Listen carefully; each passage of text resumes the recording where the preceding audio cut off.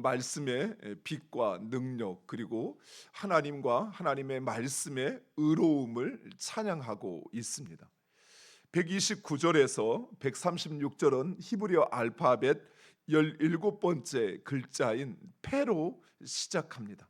이 패는 헐떡거리는 그 입모양을 형상화한 글자로 입, 호흡, 갈망하다라는 의미를 가지고 있습니다.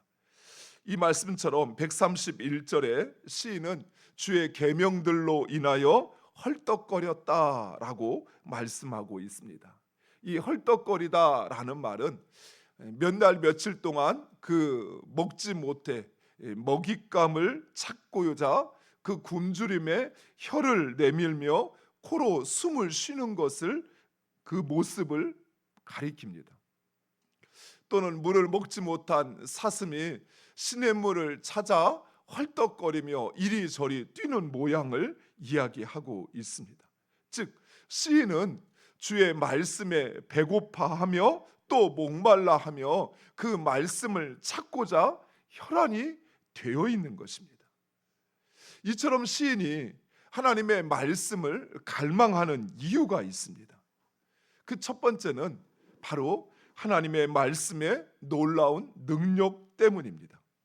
129절에 주의 증거들은 놀라움으로 라고 말씀하고 있습니다. 이 성경에서 놀랍다, 특히 구약 성경에서 놀라운 것, 놀라운 일이라는 이 문구가 의미하는 것은 이스라엘 백성들의 출애굽 사건 때 하나님께서 행하셨던 그 놀라운 일들, 그 기이한 일들을 가리킵니다. 하나님께서 애굽에 내렸던 10가지 재앙과 그리고 홍해 바다를 갈라 이스라엘 백성들로 지나가게 하신 일을 보면 하나님은 말씀만으로 이 세상의 기후와 모든 생명과 그리고 하늘과 땅을 주관하셨습니다. 또한 그 재난 가운데서 이스라엘 백성만큼은 안전하게 지켜주셨습니다. 홍해 바다가 바로와 그 군대를 삼킬 때에도 하나님은 이스라엘 백성들이 온전히 그 길을 지나가도록 지켜주셨습니다. 우박이 내려서 또 메뚜기가 그 모든 농작물을 다 집어 삼킬 때에도 이스라엘 백성들이 살고 있는 그 고센 땅에는 우박이 내리지 않고 또 그 모든 것을 피하여 그들의 생명을 보존할 수 있었던 것입니다. 사랑하는 성도 여러분, 이처럼 하나님의 능력은 인간의 지식과 상상력을 초월합니다. 인간의 능력이 1이라면 하나님의 능력은 무한대입니다. 인간의 능력과 결코 비교할 수 있는 것이 아니라는 것입니다. 이런 하나님의 능력이 바로 하나님의 말씀을 통해서 역사한다는 것입니다.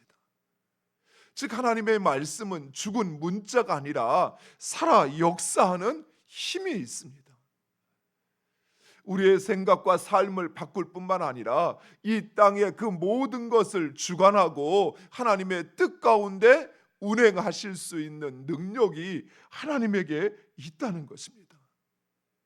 시인은 이 사실을 알고 자신이 처한 그 상황을 바꿀 수 있는 것은 오직 하나님의 말씀이라는 사실을 확신하여 그 말씀을 갈망하고 있는 것입니다.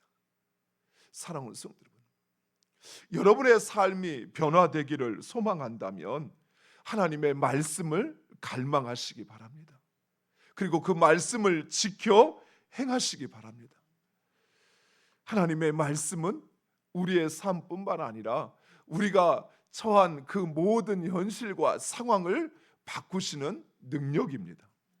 두 번째로 주의 말씀을 열면 빛이 비치어 우둔한 자를 깨닫게 한다라고 말하고 있습니다. 30절에 주의 말씀을 열면 빛이 비치어 우둔한 사람들을 깨닫게 하나이다.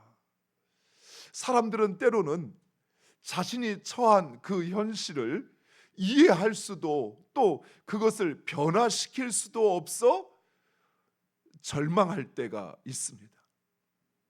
인간이 가진 내가 가진 지식과 경험과 능력으로는 나에게 왜 이런 상황이 벌어졌는지 그것을 도저히 이해할 수도, 또 그것을 변화시킬 만한 능력도 나에게 없기에 그래서 절망하는 것이죠. 그런데 이런 문제가 한두 건이 아니라 수많은 내 삶의 인생의 문제들이 우리의 삶에 찾아온다는 사실입니다. 우리에게는 그 문제를 헤쳐나갈 수 있는 그런 지식도 그런 능력도 없습니다. 그러나 우리가 믿는 하나님, 그 하나님은 이 땅의 창조주요 그리고 주관자이십니다. 따라서 하나님으로부터 오는 그 하나님의 말씀은 인생의 모든 문제를 통찰하는 지혜가 있습니다. 그리고 그 하나님의 말씀은 그 모든 문제를 해결할 수 있는 해답이 되는 것입니다. 그러니 시인은 그 하나님의 말씀을 갈망하지 않을 수 없는 것입니다.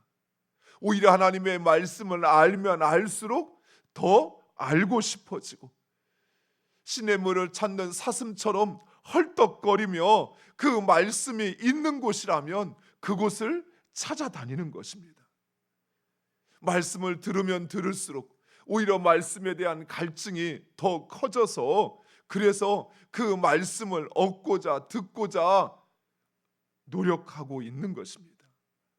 사랑하는 성도 여러분, 우리의 삶의 문제, 우리가 이해할 수 없는 문제, 또 우리의 힘으로는 도저히 이 상황을 헤쳐나갈 수 없는 그 우리의 삶의 그 상황 가운데 하나님의 말씀, 왜냐하면 그분은 이 땅을 주관하시는 분이시기에 또 그 하나님은 이 땅의 창조주이시기에 그 모든 문제를 시작하시고 그것을 이루어 가시는 분이라는 사실입니다. 따라서 그분의 말씀은 우리가 처한 그 모든 상황을 이해하게 합니다. 왜 나에게 이런 고난을 주시는지, 그 하나님의 말씀이 바로 나의 삶에 대한 해답이 되어진다는 사실입니다. 우리로 하여금 우리의 삶의 그 문제를 헤쳐나갈 수 있는 그 능력이 말씀에 있기 때문입니다. 사랑하는 성도 여러분, 그토록 말씀을 사모하시기 바랍니다. 그리고 그 말씀이 내 생각에는 나의 상황에 맞지 않고 내 삶의 문제를 해결할 수 없을 것처럼 보여도 그 말씀에 능력이 있습니다. 137절에서 144절까지는 히브리어 알파벳 18번째 글자인 차대라는 글자로 시작합니다.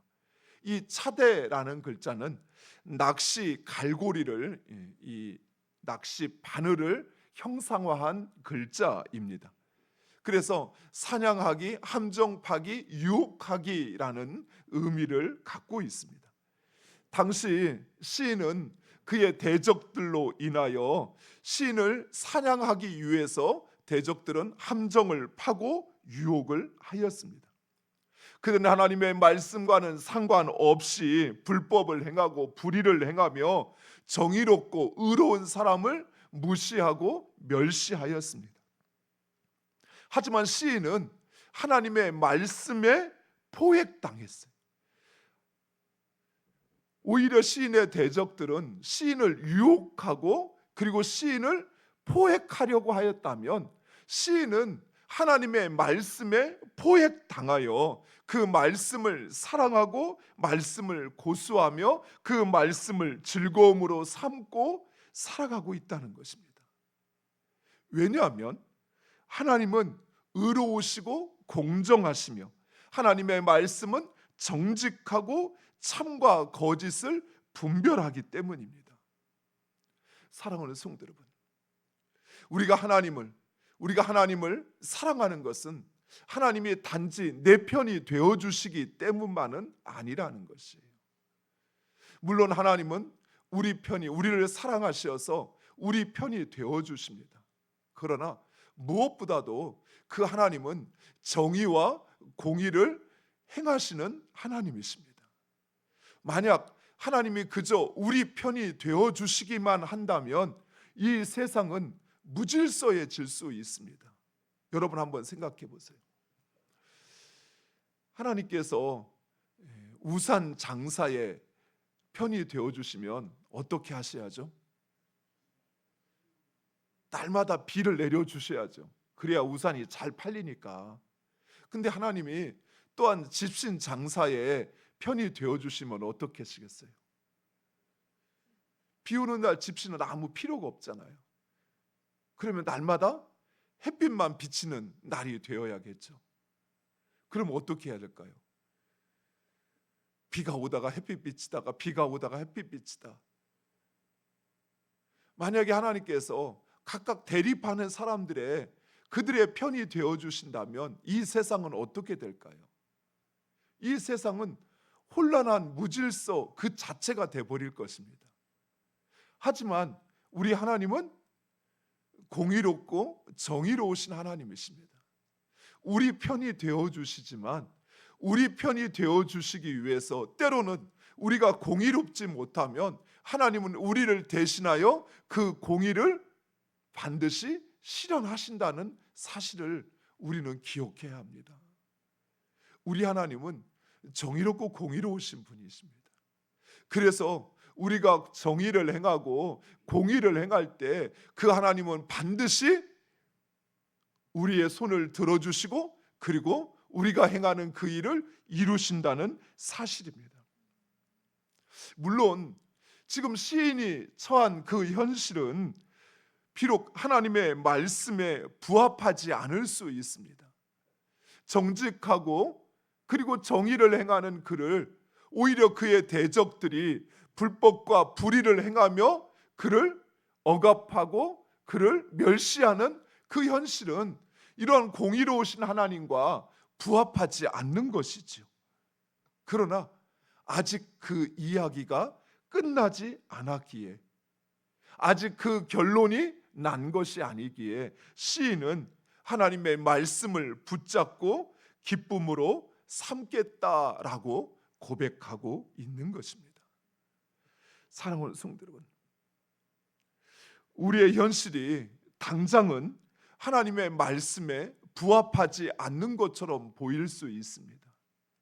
나는 정직하고 나는 의를 행하지만 오히려 악인들이 득세하고 의롭고 정직한 사람들이 어려움을 당하는 것처럼 보여도 그러나 하나님의 역사는 아직 끝나지 않았습니다. 오히려 하나님은 엄청난 반전을 준비하고 있다는 사실입니다. 마치 종교 지도자들이 예수님을 십자가에 못 박아 죽임으로써 모든 것이 끝났다라고 생각했지만 그러나 하나님께서 예수님을 죽은 자 가운데서 다시 살리셔서 진정 부활과 생명의 주가 되게 하셨던 것처럼 하나님은 반드시 불의한 세상을 심판하시고 그리고 하나님의 사람들을 높이실 것입니다. 사랑하는 성도 여러분, 우리 하나님의 이루어가시는 역사는 끝난 것이 아니에요. 지금 우리가 처한 그 현실로 인해서 우리가 절망할 필요가 아직 없다는 사실입니다. 하나님은 그 역사들을 이루어가고 있습니다. 정직히 행하고 그 하나님의 뜻을 행하는 자들, 그들을 이 세상 가운데 높이실 뿐만 아니라 그 일을 반드시 이루시고 성취하시는 하나님이십니다. 따라서 우리는 그 의로우신 하나님, 그리고 의로우신 하나님의 말씀, 그 말씀을 붙잡고 그 하나님의 뜻 가운데 행한다면 하나님은 반드시 우리의 손을 들어주시고 그리고 우리를 높여주실 것입니다. 시인은 바로 그것을 우리에게 노래하고 또 이야기하고 있는 것입니다. 사랑하는 성도 여러분, 진정 하나님의 말씀을 우리의 삶의 빛과 능력으로 삼으시기 바랍니다. 또한 그 의로우신 하나님 그리고 그 하나님의 의로운 말씀을 붙잡고 그것을 나의 즐거움으로 삼고 살아가는 여러분 되시기를 간절히 축원드립니다. 기도하겠습니다. 아버지 하나님 감사합니다.